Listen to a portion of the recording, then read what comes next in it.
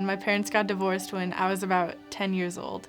As I got older, I realized that my relationship with my parents just got separated when they got separated, and it was never the same again.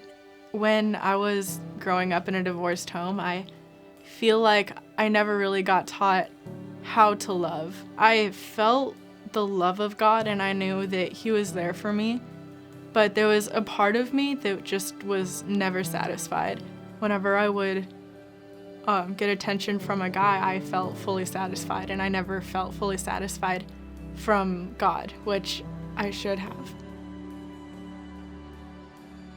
That mindset of I can only be beautiful if a guy calls me beautiful led me into an abusive relationship my sophomore year of high school. It led to verbal abuse as well as sexual abuse.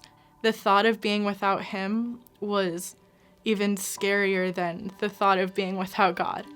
I let him completely take me over, and I would say no, and he would anyway, and I wouldn't get angry because that's simply where I found my identity in.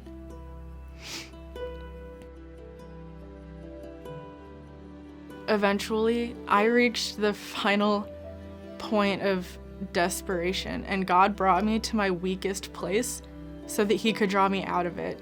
As soon as I got out of the pit of that relationship, He also drew me out of the pit of hating myself. He called me priceless, and for the very first time, I actually believed that. If you don't give your all to Him, He's not going to be able to redeem all of you.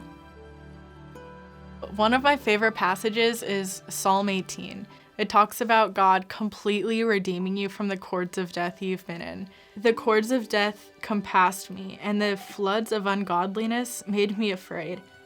The cords of Sheol were round about me. The snares of death came on me. In my distress, I called upon Jehovah, and I cried unto my God.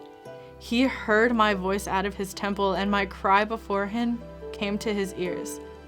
Then the earth shook and trembled. The foundations also of the mountains quaked and were shaken, because He was wroth.